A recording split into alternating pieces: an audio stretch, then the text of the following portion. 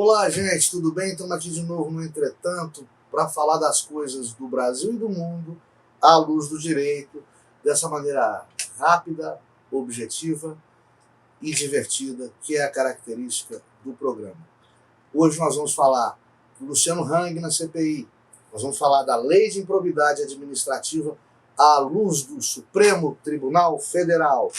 Descobriu-se que Paulo Guedes, o ministro da Economia, o superministro Paulo Guedes, tem uma offshore, como queira. Vamos descobrir por quê e como. Isso tem alguma coisa a ver com a gente. Carlos Bolsonaro seria chefe de Orcrim, conclui o Poder Judiciário. E a pane do Zap, a pane do WhatsApp, a pane do Facebook. Vamos falar sobre isso no Entretanto. Me aguarde. Eu não me ajoelho com politicamente correto, não, porra. O juiz não tem que entrar em pilha de mídia, tem que atuar fazendo justiça.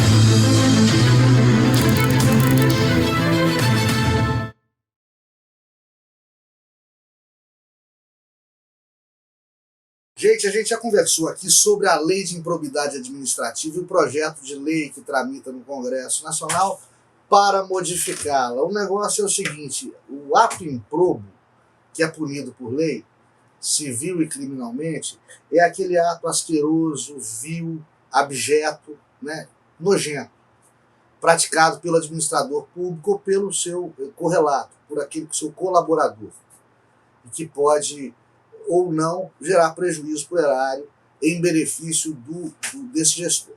Bom, a Lei de Improbidade Administrativa, muito embora tenha por trás dela uma vontade legislativa muito louvável, que é depurar o serviço público, que é auxiliar intensamente no combate à corrupção, na prática a Lei de Improbidade produziu enormes discrepâncias e distorções, punindo para além da conta, para além do proporcionalmente louvável, do proporcionalmente correto, inúmeros gestores. E aqui, por uns 2 programas, a gente já tratou disso, né?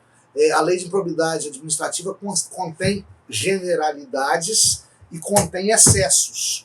Por exemplo, tornar inelegível um gestor público, porque esse gestor público pisou na bola e não realizou uma licitação que ele deveria realizar. Ele contratou sem licitação. Ele fica inelegível, se bobear, vai preso. Quando, né, na verdade, essa omissão do gestor público se encontra embasada em uma gafe administrativa e ele não lucrou nada com esse equívoco e nem, porventura, gerou prejuízo para o erário. Nesses casos, puni-lo pode se tratar de um exagero, pode se tratar de uma injustiça. E isso foi produzido em larga escala pelo Poder Judiciário ao longo das décadas de vigência da Lei de Improbidade Administrativa. Tanto que os parlamentares, desta feita munidos de bom senso, para tentar estancar esses exageros legais, estão fazendo tramitar um projeto de lei que reforma a Lei de Improbidade Administrativa para tornar ato improbo suscetível de punição, suscetível de decretação da suspensão dos direitos políticos do seu autor, apenas aqueles atos dolosos, ou seja, intencionais, cometidos com prejuízo para o erário, com prejuízo para os cofres públicos e que gerem enriquecimento ilícito, lucro desonesto deste autor. Este vai ser o ato improbo. É o que deveria ter sido lá atrás. Portanto, o gestor que comete gafe, que pisa na bola, que deixa de contratar via concurso para contratar pessoalmente, esse cara não vai estar automaticamente com seus direitos políticos suspensos, ao fim e ao cabo, de uma ação por ato de improbidade administrativa, simplesmente porque foi condenado. Eu acho que o espírito da lei está preservado e a gente está limitando o alcance dos ilícitos previstos nessa lei de maneira orquestrada a evitar os seus excessos e abusos. E porque os tribunais vêm entendendo dessa maneira, e já tem os tribunais, através dos seus julgados, das suas decisões, da jurisprudência, feito a parte da jurisprudência, o precedente jurisprudencial é importante para isso. Não é para inventar crime, não. Não é para perseguir desafeto ideológico, não. Não é para juiz virar polícia, não. Não é para juiz legislar, não. O precedente jurisprudencial verdadeiro, útil, que precisa ter, é aquele precedente que adapta a lei, a legislação infraconstitucional, e, por via de consequência, o seu alcance ao caso concreto, adapta essa lei à luz da Constituição Federal. Esse é o precedente constitucional, jurisprudencial. E o fez, desta vez com garbo e zelo, o ministro Gilmar Mendes, do STF, entendendo de uma maneira definitiva, se bem que definitividades não são o forte do STF, mas enfim, que seja eterno enquanto dure esse entendimento, que seja eterno enquanto dure, para lembrar do Vinícius de Moraes, esse entendimento do Gilmar, entendeu que realmente, nos moldes do projeto de lei que vai virar lei dentro em breve, realmente o ato improbo é aquele intencional, desonesto, que agride os cofres públicos e que gera enriquecimento ilícito do seu agente.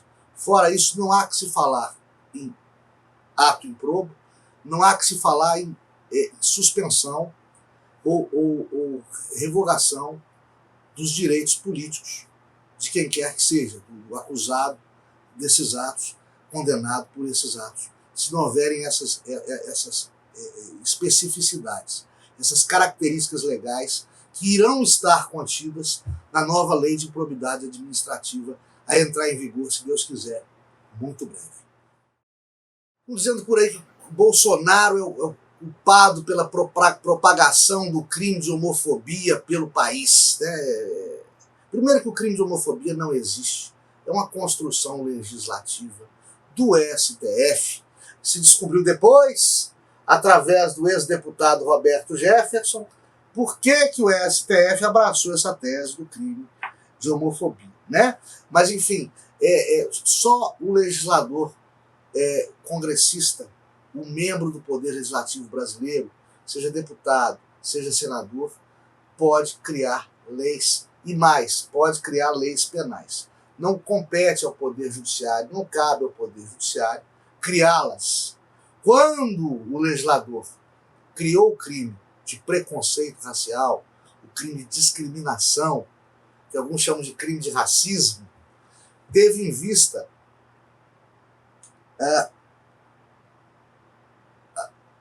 a dor intensa, a chaga aberta e dolorosa, a tortura psicológica que é para uma nação viver o rescaldo da escravidão, do fenômeno asqueroso da escravidão, que tanto pesou, fomentou, foi justificado e ainda hoje, em seus estertores, agride e infecta a sociedade brasileira, que é o racismo. Ou seja, um árbitro de futebol está lá embaixo, apitando o jogo. Ele é negro, ele é afrodescendente. Pode xingar a mãe dele, pode falar que ele é sem vergonha, safado, ladrão. Nada disso é punido com rigor por lei. Aliás, é penalmente irrelevante. É penalmente irrelevante, ou seja, criminalmente é inócuo, não merece a atenção das autoridades persecutórias, das autoridades públicas, polícia, juiz, promotor, etc. Agora, se chamar o árbitro por alguma ofensa racial, negro, preto, tição, crioulo, etc., aí é crime. Que ofende mais do que outros epítetos desairosos, porque remete a um período doloroso e a uma herança histórica e a toda uma trajetória de espezinhamento cultural pela qual passou a sociedade afrodescendente e a cultura negra nesse país de intensas e abissais distâncias sociais. E esse distanciamento social entre classe baixa e classe alta é muito mais sofrido pela população negra, pela população afrodescendente, do que por qualquer outra. Se aboliu a escravidão tem 200 anos no Brasil. Na época da escravidão, você tinha 4, 5 mil negros em grilhões acorrentados no Brasil. Hoje as penitenciárias brasileiras têm 1000 vezes isso em negros presos. Então não é um fenômeno que não se justifique punir com rigor o crime de racismo, a injúria racial, o crime de intolerância racial, a discriminação racial. O legislador penal, o congressista, o membro do Poder Legislativo, que é quem tem que legislar, viu com muita sabedoria que isso agride muito mais, é muito mais aviltante. E está lá na lei de preconceito o crime de racismo. Agora, dizer que a homofobia para fins penais, ou seja, para punir, para prender, para segregar liberdades, para o cidadão perder os bons antecedentes, ser jogado no banco dos réus, depois ser condenado, depois cumprir pena, dizer que a homofobia tem a mesma intensidade lesiva que justifique a tutela penal, a proteção do direito penal tão veemente, tão contundente, tão grave e ríspida. Isso foi o STF que erigiu, e sem poder fazê-lo. E é um absurdo que o faça. Porque não tem a mesma contundência a agressão e a opção sexual da pessoa. Ah, você está falando isso porque você não é homossexual. Porra, não sou, mas eu tenho amigos homossexuais. Eu tenho parentes homossexuais. Eu tenho colaboradores homossexuais. E eu tenho certeza, pelo que converso com as pessoas com as quais lido, que ainda que se possa dizer que é uma situação incômoda o sujeito ser alvo de discriminação pela sua opção sexual, é bem menos danoso, é bem menos doloroso, é bem menos contundente do que essa mesma discriminação em virtude da cor da pele, da origem étnica da pessoa. E repito, ainda que assim não fosse, o STF não tem condições constitucionais de legislar. Todos os cidadãos do Brasil que sejam presos, processados e condenados por homofobia estão sendo presos, processados e condenados por uma legislação que não existe. Ou vamos adotar o direito jurisprudencial, o direito do common law da comunidade britânica, o direito baseado em precedentes jurisprudenciais. Enquanto formos adeptos do direito positivo, do direito legislado, que é o que dá segurança jurídica, em um país que adota o direito romano-germânico como raiz, o que é o caso do Brasil, e o que é o caso dos países da Europa Ocidental, ou seja, crime é aquilo que a lei penal escrita diz que é crime. Ponto final. Quanto a gente adotar isso, nós não podemos aceitar que o entendimento do STF seja analisado extensivamente para gerar ação penal, condenação e cumprimento de pena a uma pessoa que comete uma ação que não é definida por uma lei escrita como crime. Não que eu esteja defendendo a homofobia, mas eu acho que a homofobia não é tão grave quanto o racismo, e não só eu que acho, não. O Congresso Nacional também achou, e não igualou, e não equiparou homofobia a racismo. E não compete ao STF fazê-lo. E há um outro absurdo por trás disso. Quando falam que Bolsonaro é culpado de crime de homofobia, ou de incentivar a homofobia, eles esquecem o seguinte: se estamos equiparando o crime de racismo ao crime de homofobia, estamos falando do que a doutrina do direito penal chama de crimes materiais. O que são crimes materiais? Crimes que exigem resultado, efeito no mundo naturalístico, como a gente aprende nas cátedras das faculdades de direito. Ou seja, se um típico crime material, homicídio, eu matei alguém, alguém foi morto por mim. Crime de homofobia, eu tenho que ter xingado um gay de gay. Tem que ter um gay discriminado ali, ó. Eu chamei o Zezinho de bicha. Eu estou cometendo, entre aspas, o crime de homofobia. Eu chamei o Chicão de negão. Eu estou cometendo o crime de racismo, de injúria racial. Você tem que ter uma vítima. Um crime material carece de vítima. Então, se o sujeito falar a esmo, em gênero, contra homossexuais, ele não está cometendo crime de homofobia. Eu já expliquei aqui que não existe. Se ele falar a esmo contra determinada raça, ele não estará cometendo crime de racismo. Tem que ter vítima concreta. Aliás, o crime de racismo, na verdade, divide em dois. Crime de discriminação e injúria racial. A injúria racial é a ofensa à pessoa em razão da sua procedência étnica, em razão da étnica, etno, né, racial, em razão da sua raça, sua procedência étnica, sua origem étnica, sua raça.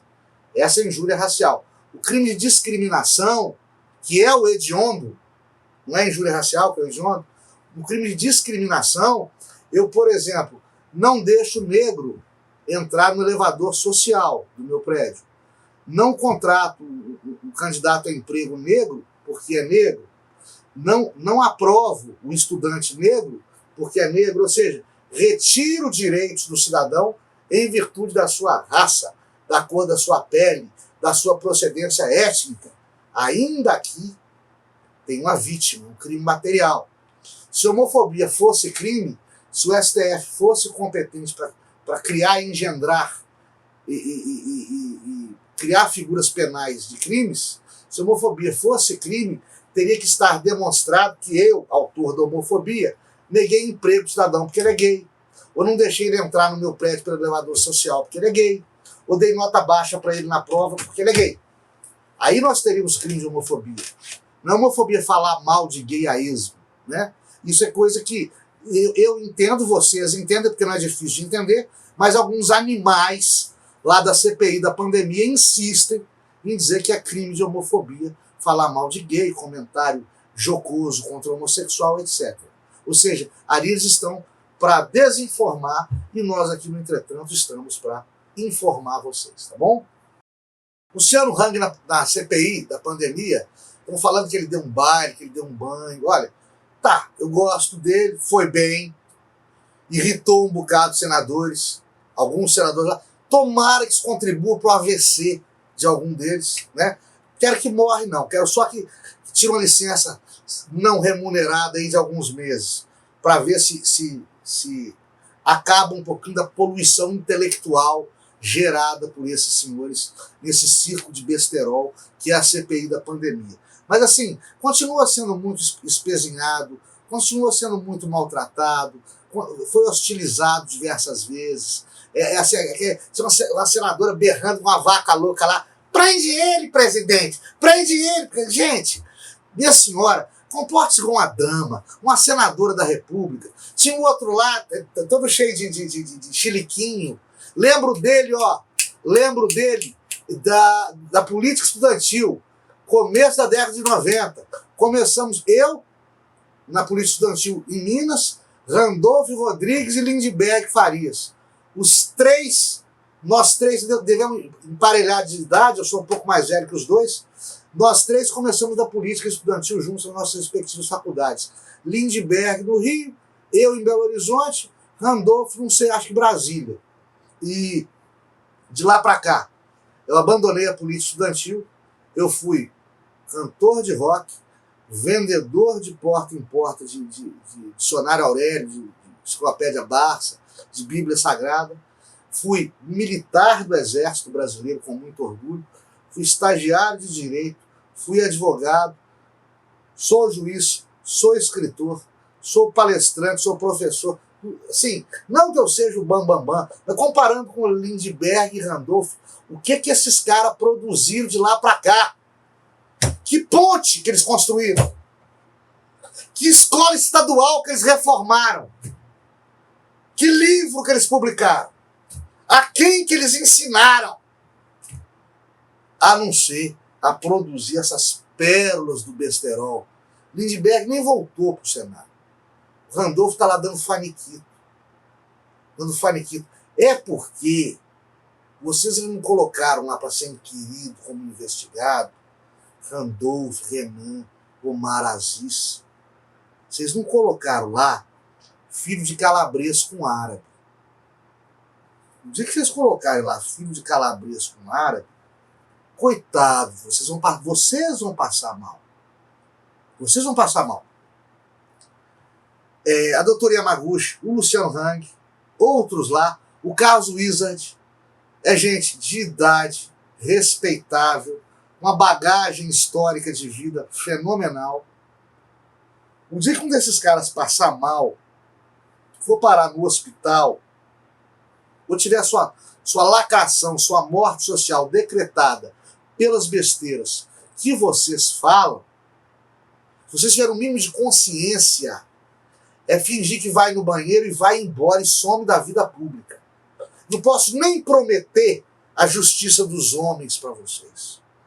Olha que país é o nosso. Nem prometer a justiça dos homens para vocês, porque se alguma coisa virar processo na CPI da Covid, né, vocês estão apadrinhados pelos homens de toga. Que de repente, talvez, não justifiquem o respeito à bandeira que a investidura daquela toga representa. Vocês estão protegidos pelos homens de toga. Quer dizer, nem a justiça dos homens eu posso lhes oferecer. Imagine uma cidade em que você vive sendo atacado e agredido, e perseguido e preso por um policial que não gosta de você. Porque você não torce pro time dele, porque você olhou de soslaio para a mulher dele, porque, enfim, você já discutiu com ele na fila do açougue, enfim. O policial te persegue. Só que não adianta você ir no delegado, que o delegado é amigo do policial. Não adianta você ir no promotor, que o promotor fecha os olhos para os desmandos da polícia. No juiz, então, nem se fala. O juiz é colega de truco do policial. Joga truco com ele toda quinta-noite. E por aí vai. Ou seja, você não tem para onde correr. Você vai morrer sofrendo desmando policial. Na sua cidadezinha. No Brasil tá assim. Virou uma cidadezinha de coronelão de sertão nordestino. CPI pode fazer o que quiser. Porque não respeita a Constituição? E porque quem deveria fazê-la cumprir está deixando a CPI sangrar o presidente da República, porque lhe interessa isso. E, sobretudo, aquela coisa bem brasileira, né? Vamos descobrir o culpado. Quem que é o culpado de 600 mil mortes? Eu sei quem é o culpado. É a Covid-19. No mundo inteiro, ninguém preocupou com isso. No mundo inteiro. Cientista japonês preocupado em descobrir remédio. Cientista alemão preocupado em descobrir vacina. Cientista americano preocupado em descobrir imunizante. E a gente aqui, preocupado em descobrir culpado. Eu avisei, eu pedi, eu implorei. Não vamos politizar a coisa. Esse pessoal está usando a Covid para tentar evitar a reeleição do presidente da República, que é o terceiro gestor do mundo a mais vezes vacinar. Que não fez tudo que poderia ter feito, porque o STF não deixou. Agora, por que não fez? Porque o STF não deixou, está sendo crucificado. Agora, o povo não é besta, o povo não é bobo. O povo está vendo. E a resposta disso está nas ruas. Está nas ruas. Atos pró-Bolsonaro, milhões e milhões. Atos contra Bolsonaro, né? 10 mil, 12 mil, 5 mil gatos pingados. A metade da torcida do América. Em dia que não chove. Ó, deixa eu falar uma coisa com vocês. Eu disse, eu não posso nem prometer a justiça dos homens para Randolph, Omar Aziz, Renan. Não posso prometer, não. Mas da justiça divina vocês não escapam. Ela nunca me falhou. Ela nunca nos falhou. Ela vai chegar até vocês. Muito antes do que vocês pensam. Tem um juiz aí que está dizendo que Carlos Bolsonaro é o 03. É chefe de Orcrim, de organização criminosa, chefe de quadrilha, o tal gabinete do ódio. Gente, eu já falei isso aqui, até um programa nosso que foi bastante célebre, muito repetido, muito mencionado pelo Alan dos Santos, do Terça Livre. Para mim, fake news, primeiro, não estou falando que tem fake news, tá?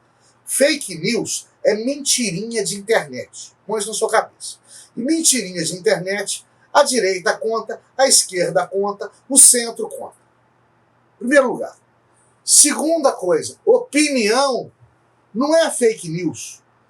A mentirinha de internet, a fake news, é um fato mentiroso. Eu falo que eu atravessei a rua quando eu não atravessei a rua.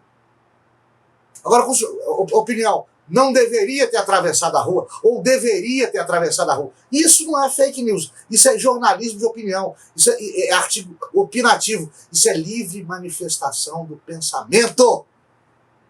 Isso não é fake news. E as pessoas que divulgam isso não tem nada a ver com gabinete do ódio. Gabinete do ódio é um nome montado, aliás, a palavra nomenclatura é russa, isso é nomenclatura comunista, assim, filhote da ditadura. Eu lembro do Brizola xingando Collor, xingando filhote, Maluf, filhote da ditadura, e pega.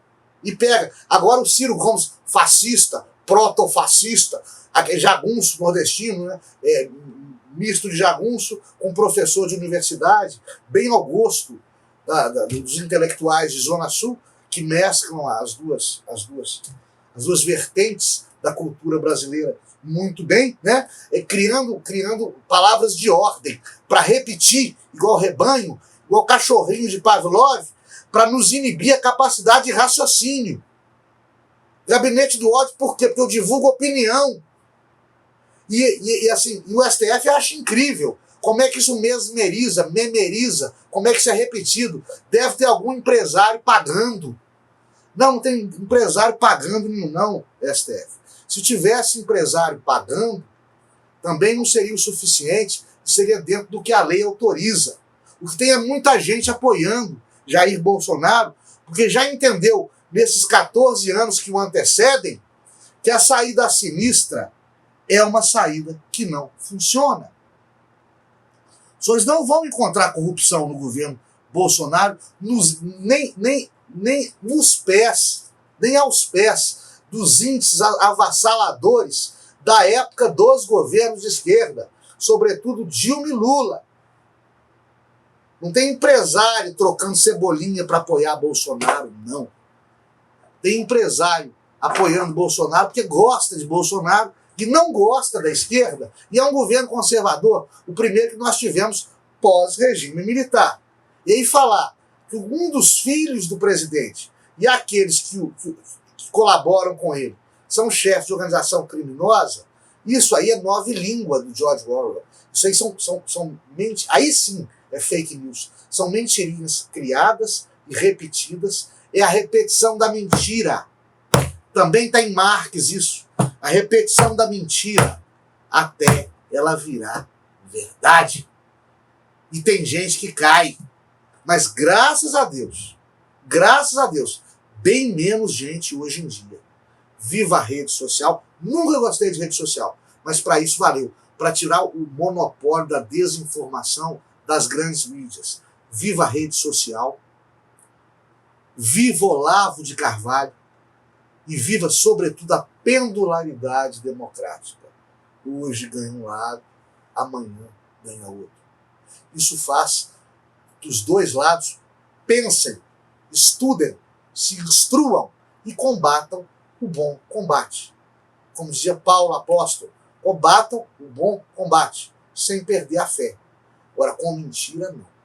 Chamar de gabinete do ódio, não. E tem juiz que cai nisso. Não aprendeu ainda, com a derrocada da Lava Jato, se não entra em pilha de promotor de justiça. Não se entra em pilha de delegado. O que é entrar em pilha? É julgar com o fígado, é julgar com o coração, é julgar ideologicamente. Vou dar um exemplo. Fulano está sendo acusado de corrupção. Eu vou decretar a prisão preventiva dele, porque é um absurdo a corrupção. A corrupção está acabando com a população brasileira, acabando com o governo. Os gastos para conter a corrupção, os gastos para reparar o prejuízo da corrupção são um absurdo. Então tem que prender fulano. Não, o cara não entra na prova. Se fulano tem ou não tem indícios de autoria suficientes para se dizer que fulano provavelmente é culpado daquele delito. Tem decisão judicial que não entra na prova para decretar prisão de político só porque é político, só porque o delegado falou que é criminoso, só que o promotor falou que é criminoso. Delegado não está errado, está na dele. Promotor não está errado, é a função ministerial. É a mão que... Lembra do Rodrigo Janot? Enquanto tiver bambu tem flecha. É a mão que manda a flecha.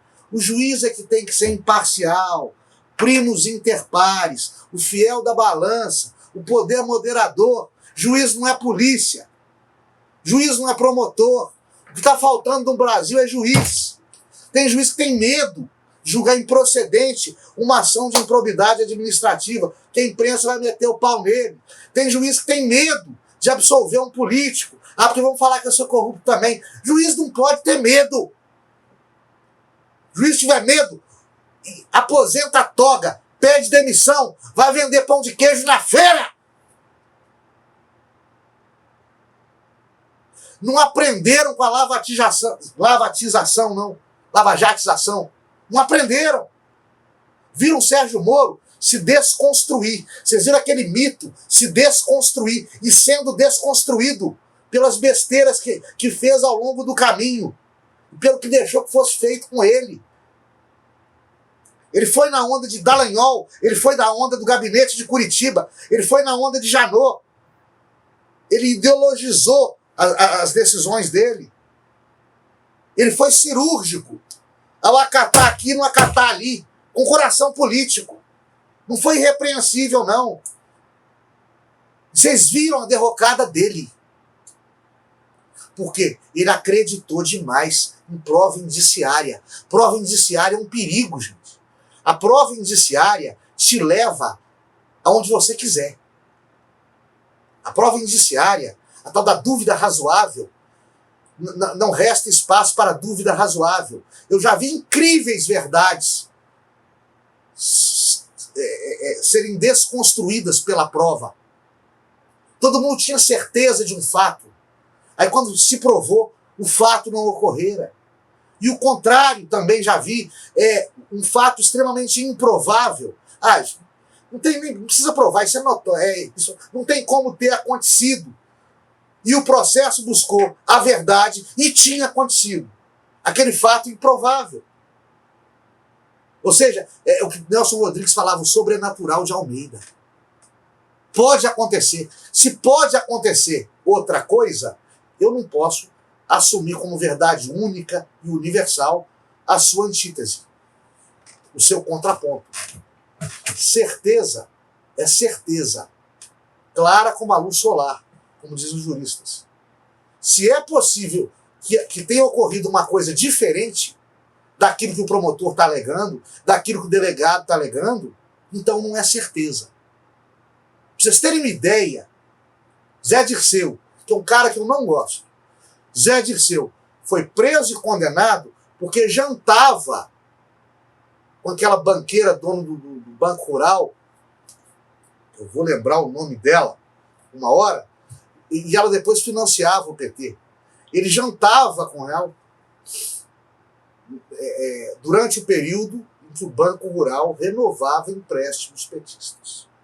Para o ministro Joaquim Barbosa, isso equivale a José Genuíno ter orquestrado empréstimos ilícitos para o PT pagar o mensalão de congressistas. Não se provou que conversa teve nesses jantares.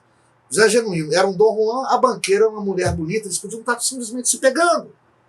Não. Muita coincidência. Jantavam em Brasília na mesma época que o Banco Rural emprestava dinheiro para o PT. Até porque o Zé Disseu sabia. Ou seja, não se provou o que se conversava nesses jantares, não se comprovou que Zé Disseu sabia e se condenou Zé Disseu. Por quê? Prova indiciária. E essa prova indiciária pode muito bem guiar delegado, pode muito bem guiar promotor, não pode guiar juiz de direito.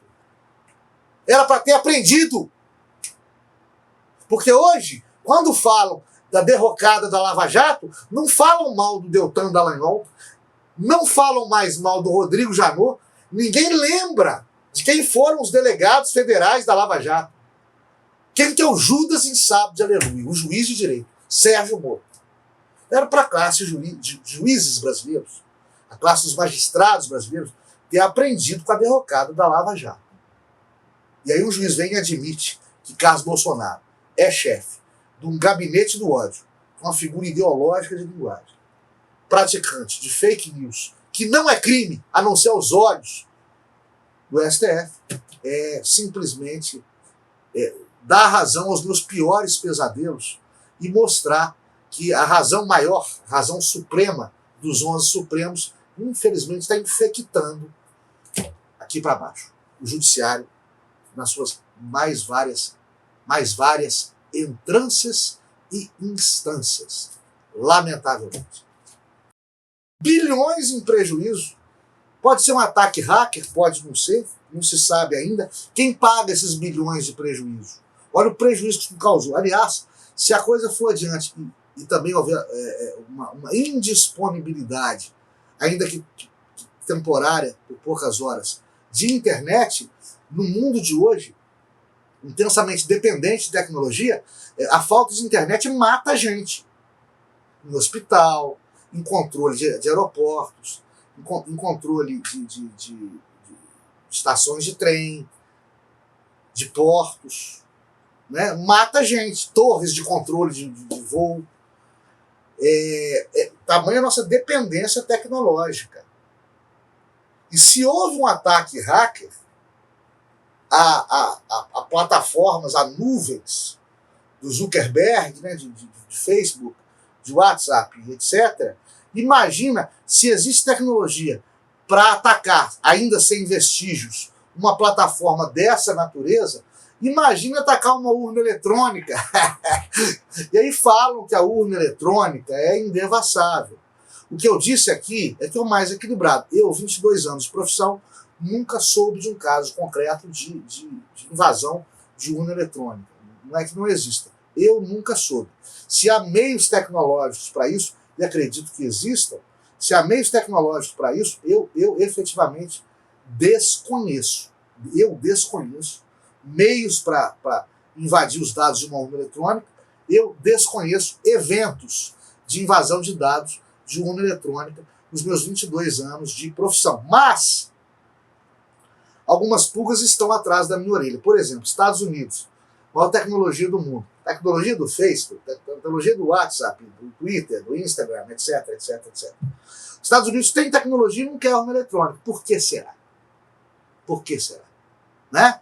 Agora, estão reclamando da urna eletrônica, tem muita gente discordando da liceidade, da transparência da urna eletrônica. Vamos progredi-la. Elas ainda são de geração antiga.